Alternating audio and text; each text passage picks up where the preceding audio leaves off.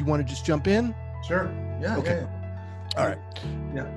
And I'll do your intro and then we can just dive in here. All right. So 5, 4, 3, 2, and 1. All right, guys, welcome back to the Trauma Therapist Podcast. Guy McPherson here, and very excited to be joined today in the special episode by Dr. Bruce Perry. Dr. Perry, welcome. Thanks, Guy. Great to be back.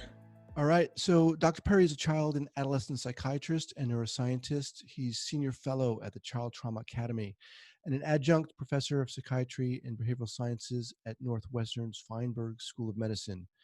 In addition to having written more than 200 scientific articles, Dr. Perry has co-authored with Maia Szalavitz 2 books for general audiences: The Boy Who Was Raised as a Dog and Other Stories from a Child Psychiatrist's Notebook, and Born for Love: Why Empathy is Essential and Endangered.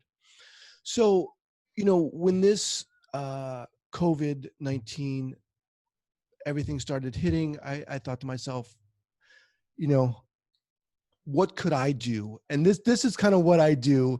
And who do I want to reach out to? And, I'm not BSing you, but you were the first person who I thought of who resonates so powerfully, not only with the community of trauma and clinicians, but even in general with trauma. So I wanted to bring you on, and you're welcome. I want to bring you on and just talk. I have some questions, but I'll let you kind of jump in here and say something. Sure. So, it's interesting because this, as all of us who do work in this field,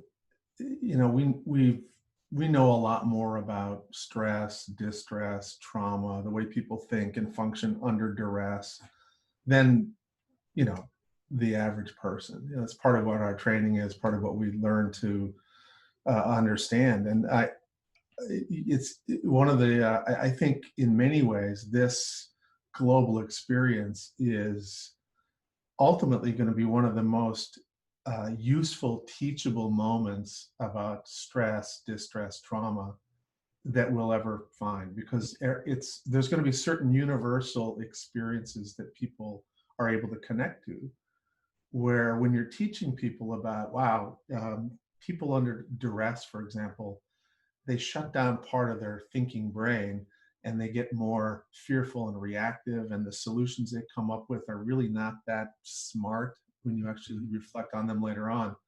And I think we're going to have literally hundreds of examples of that kind of state-dependent functioning later on. And of course, we see it at play, right? I mean, this is one of the things that you see, the hoarding with hoarding toilet paper. There's people that are sort of practicing extreme denial. And then there's people that are practicing almost paranoid behavior. And there's people who are illustrating tremendously callous behavior. And I think that there's a lot of people who are not understanding the complexities related to the rationale for social distancing, for example. They're not thinking of social distancing as a behavior that helps the group. Right. They're kind of thinking about, hey, why should I worry? I'm 18 years old and nobody who's 18 has died. And then they say it's like the flu. Right.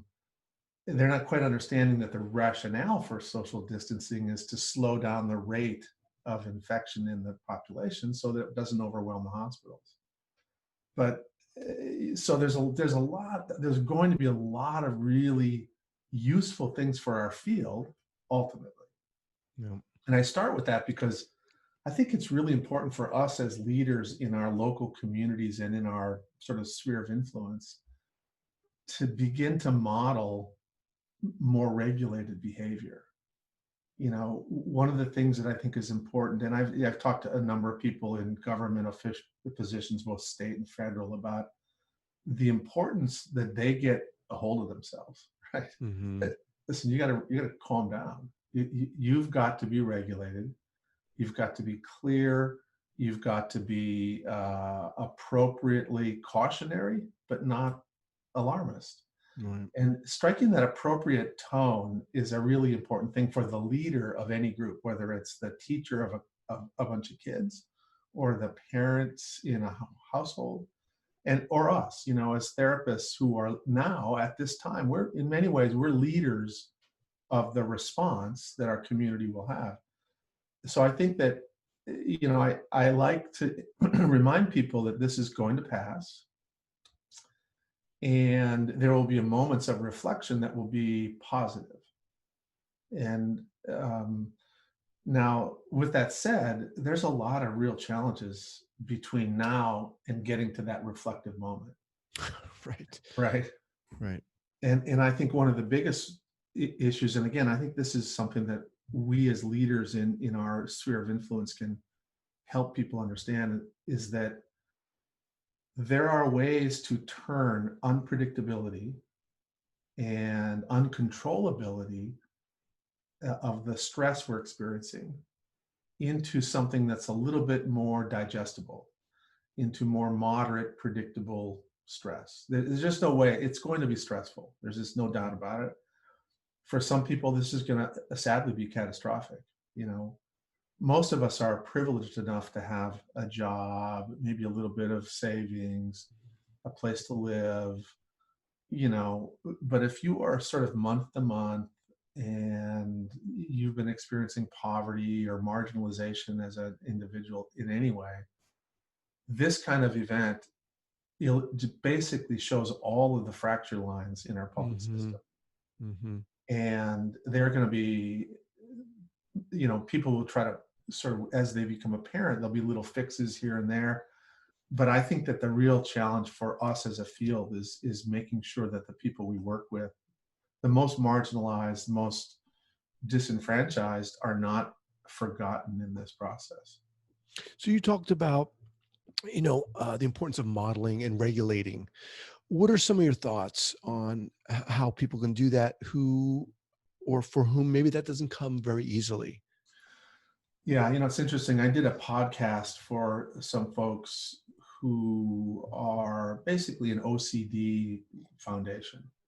And that's a very vulnerable population under circumstances like this, because their baseline levels of anxiety are pretty high.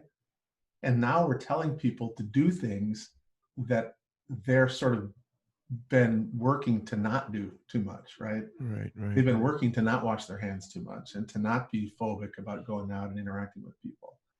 And so there's no doubt about it that there's some people that are much more anxious. And so a lot of the really good advice online and in other places, I think makes a lot of sense. Number one, to the degree that you can, stop watching the news. Right. Literally structure your access to news, if you can at all, to watch a news cycle in the morning, and then watch a news cycle in the evening, and then if you want to get some sleep, stop watching the news at about 8 o'clock at night. Don't watch any. If you go to bed at 8, then stop watching at 6. Give yourself a couple hours before you go to bed where you're not actively bombarded by this content, even if you're well regulated. Because it gets in ways that you don't really understand. And so the key things, I think, for people who are anxious is for us to remember, what are the ways that we can actually people regulate. There's 3 sort of self-regulatory routes we have. Top down, which is where you use your cortex to say, oh, I don't need to get all nervous because the probability that I get this, and I'm taking all these steps, and that doesn't work very well, honestly. It's sort of a cognitive predominant mode. Mm-hmm. And it particularly doesn't work very well with people who have baseline high levels of arousal and anxiety. I'm not saying don't do it, but you can't bank on that as the only way to kind of regulate. Okay. The second way is sort of bottom up. And these are the tried and true somatosensory things: taking a walk, listening to music, doing your art, but some sort of pattern, repetitive, rhythmic stuff. That's regulating. And so the key thing, and I think our field broadly doesn't appreciate this. And I think that this is going to be an important thing when we talk to the public, is that you're not going to be regulated over a 24-hour period if you just go for a 45-minute walk once a day. Mm-hmm. Walking is great, but what you need to do, take your long walk, that's fine. But you also need to get up every 30 minutes, 20 minutes, and do 5 minutes of walking, or you need to understand the concept of dosing. And so tiny little doses of regulatory activity is going to lower your baseline level of arousal. And so if you, whatever it is, whether it's 5 minutes of walking or 5 minutes of deep breathing, 5 minutes of some sort of, stretching and sort of a couple of yoga stances, whatever it is that you find regulating in a big way, you need to start dosing in little ways all through the day. And then, of course, this is the big challenge of this event. The major way that human beings really regulate is in context of other people, right? Mm-hmm. We sort of connect with the people who we belong to, right. And they make us feel better. And at the same time now, we're sort of telling people to distance and stay away. We even use the term social distancing, which is probably not, we shouldn't call it that. We should call it physical distancing. Mm-hmm. Because the reality is what we want to do is physically distance, but stay emotionally close. Mm-hmm. And that's where I think we need to be really intentional about little things like, use your phone. I know you might like to text a lot, but a text is great, but maybe make a phone call, 5-minute phone call to somebody. Take advantage of some of the new technologies like Zoom, Right. And I think that if we're intentional about that can be really important. So you talked about, top down and bottom up in a sense. And when you were talking about top down and, you were like, thinking about what this is not going to last too long. And that's one of the things that has really helped me, to realize that this is not going to last forever. Right. And I'm someone who does have kind of some anxiety. I'm able to control it. But, what you've been talking about in terms of dosing, getting out, for example, or trying to regulate our body in the sense, that makes a lot of sense to me.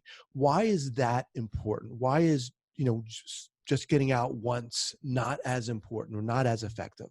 Well, it's not as effective because these systems that we have in our body, they're responsive to the moment, right? And so if you have 45 minutes where you're taking care of it and regulating those systems, and then you just sit in front of a computer and read the news for the next, 8 hours, you're going to get more and more and more and more dysregulated. And so that'll have been a positive thing, but it'll have been positive for maybe an hour and a half.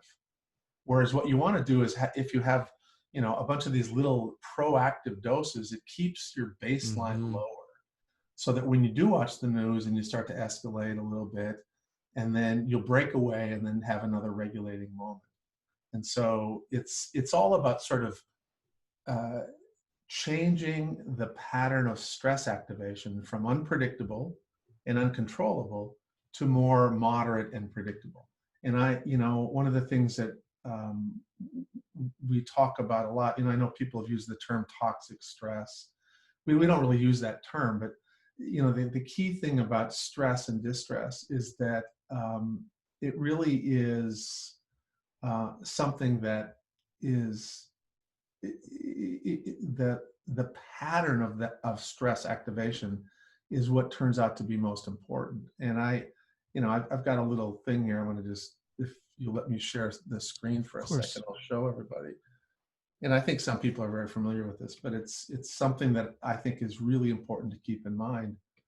And that is that stress is not really a bad thing. It's just bad if it's present in these unpredictable, extreme, or prolonged ways. And part of what we're trying to do with these recommendations that I'm giving Guy is to take a person who, or a family or a community that might just sit in front of the television and worry, and they have no control over when they're going to see somebody in an ICU bed or what the next story is. They end up in this unpredictable and prolonged state where they get more vulnerable. Right. Whereas somebody who's able to sort of say, all right, we're going to have a schedule. I'm going to try to get up at the same time every day. I'm going to get my kids up, even though like they're going to go to school. When we do our homeschooling, little blocks of time, they're going to be dressed like they would at school. We're going to try to make sure that they have a structure that takes this unpredictability and makes it more predictable. And this becomes a tolerance, there's the difference between a sensitizing pattern of stress activation, which changes this blue line, which is your baseline, into a more resilience building pattern, which is what we're hoping to do. So, the truth is, the degree to which we as clinicians are successful in communicating this to the people we work with, but also to the broader public, that will have a significant impact on the number of folks that end up over here versus the number of folks that end up here.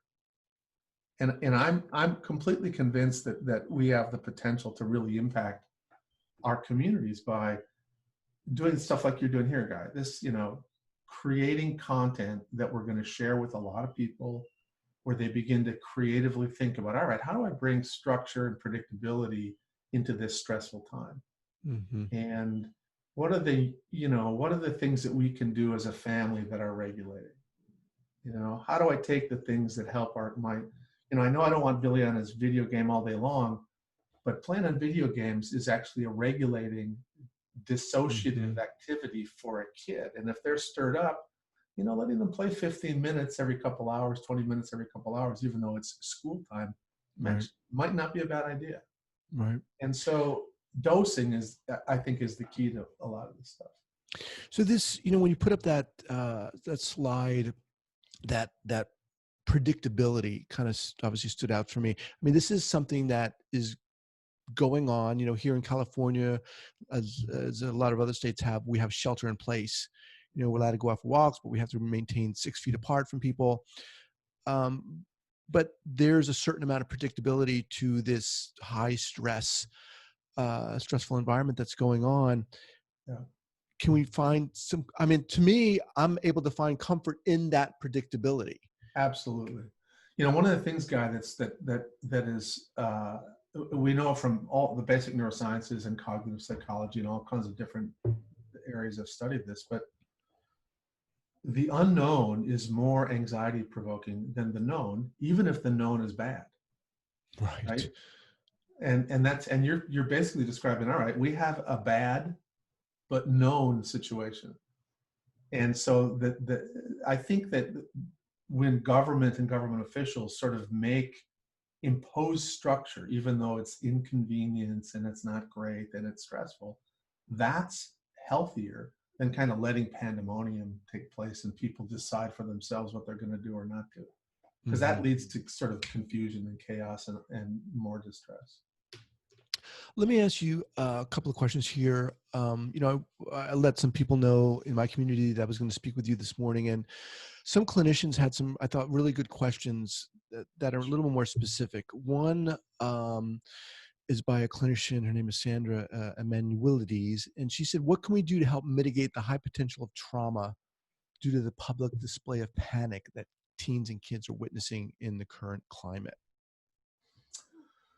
Yeah, I honestly, I think one of the easiest ways to do this, and it's important for everybody, is to not get yoked to the television or to social media. To just, I know it's hard. It really, there's a pull, especially when you're bored, right? But to the degree that you can get people off of that kind of constant news cycle, I think that'll help. It's like turning the heat down on a burner.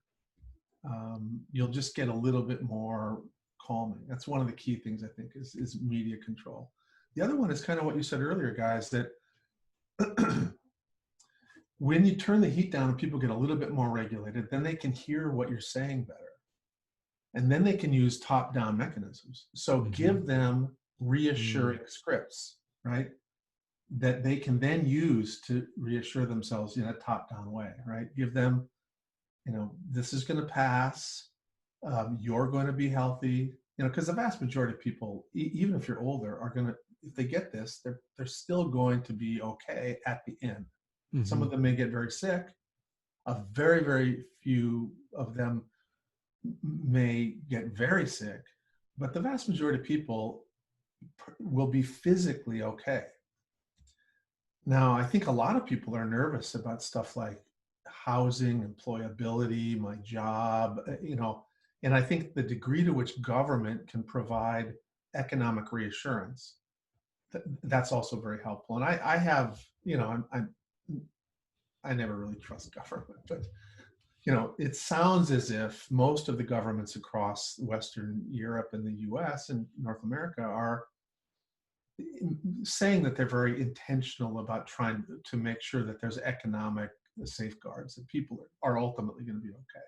Right. So I think if we can just, again, give that message, not that we want to sort of be spokespeople for government, but say, listen, we're all going to take care of each other. It's going to, you know, we don't know exactly how, but we're going to take care of everybody. This is what we have always done. We will always do this. For some people, it would be more obvious than others, but give people those cognitive scripts of reassurance, I think, is important. Now, the other thing that I think everybody, again, if you do clinical work, you're familiar with this phenomenon, but you're going to have to say the same things again and again and again and again. And people, because of that state-dependent functioning, right? Some people are going to be, even the first time you say it, they'll hear it and they'll process it. But a lot of people who are so anxious, they're only processing a portion of what you're saying. You know, that they're sort of cortically shut down.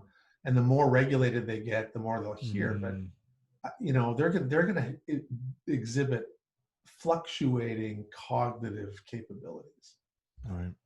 So, what is that? You're kind of famous for saying regulate, relate, and then reason. Okay. And that basically is sort of a recognition of the sequential processing of information in the brain. I mean, if you indulge me for one more second, I can, you know, we've got a lot of images that sort of talk about this, but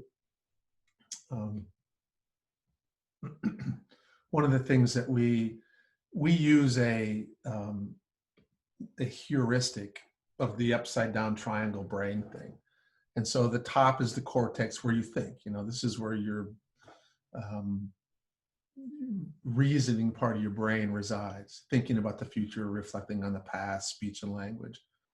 But what we know about the brain is that, you know, it's organized so that all incoming information, and I think I have it, well, I don't have it here, but what we know is that all incoming information from the outside world comes into the brain down here.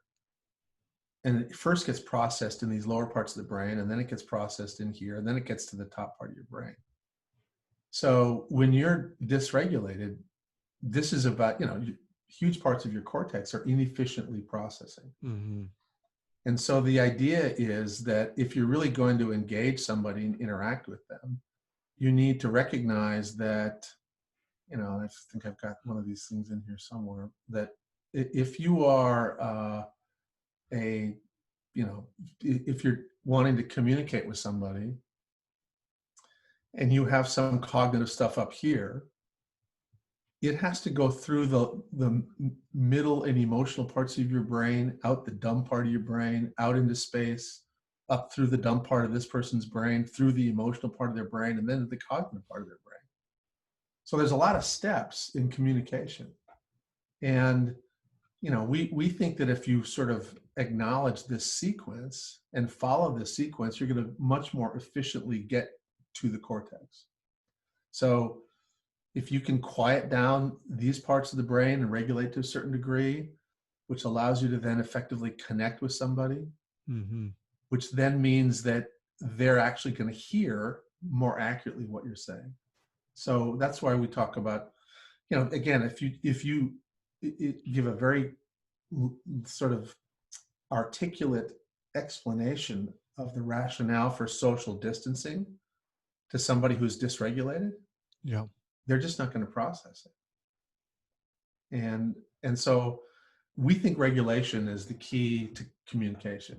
That now the other part of this, and Guy, you know this very well, is that human beings are, and you've talked, I'm sure, like, oh, this has been an issue in almost every one of your dialogues with folks, is that if you are, you know, human beings are relational creatures. And so if you as the adult or parent or therapist are dysregulated, you're just not going to effectively communicate with anybody. And so the idea is that we as therapists, we have to get a hold of ourselves, And the degree to which we're regulated is going to sort of linearly be related to the degree to which we'll be effectively regulators for the people we interact with. Yeah. Yeah. And so anyway. Love that. Love that. Um, so another quickly, I just want to be responsible to your time here. Ann Mangus Davis, she works with homeless youth who are living in chronic trauma. She's wondering how best to support kids' mental health during this time who are already living in stressful situations. Yeah. Well, here's where I want to send a hopeful message that, again, this is related to dosing. Here's the thing that we know, now most of us are sort of trained in the traditional healthcare model where, 45 minutes once a week, or we have an hour contact with a client and that kind of stuff. But the truth is, meaningful doses of therapeutic contact only have to be seconds long. Mm. So if you have a youth you're working with and you're used to seeing them once a week and you can't see them, if you text them a couple times during the week and you call them and talk for 5 minutes, that tiny little reaching out and dosing is actually going to be like a lifeline. And it doesn't take a lot of time. We just because of the way we're organized, we for years have been using and doing web-based communication, e-communication. I had a client who had OCD, who wouldn't leave his house, who I never saw in person, and I worked with completely from a distance. And he ended up getting well enough to leave us. I mean, it's not because of me really, but you can do therapeutic work using these tiny little doses. And I can't tell you how powerful it is for a kid to basically get a sort of an unsolicited text where you say, I've been thinking about you, I hope you're fine, reach out if you need anything. And what did that take you? It took you like 45 seconds to type that and send it. That kid feels he's seen. He feels like that, wow, they're thinking about me. That's powerful. And so those are the kinds of things that you can do as a therapist without having to sort of physically be present with your client. And I would recommend that everybody who's doing this work, make sure that you have the phone numbers and ways to connect with these kids that may have phones or so. Yeah. I mean, as you're saying that, I just can't help but think how that just ripples out, not just in the therapeutic environment, but to all of us as humanity. There's that touching base. My wife had a conference this last Thursday, Friday, Saturday, and Sunday up in Yosemite. We got home and there was a little note on our door. So in the midst of us being in Yosemite, all this stuff had hit really hard. We got this note on our door from a neighbor who said, just want to let you guys know that I'm here for you. And this is a woman that, we don't really have that much contact with, but we see her, and it was very powerful. I think it's speaking to a lot of what you're saying. Absolutely. And I think that's, these little moments of human connection are really powerful. That's what weaves social fabric. And social fabric is what makes families and communities capable of dealing with events like this. Right. And so the more that we sort of model doing that with each other and for the families and kids we work with, I think the more it's going to have that ripple out effect, just like you say, Guy.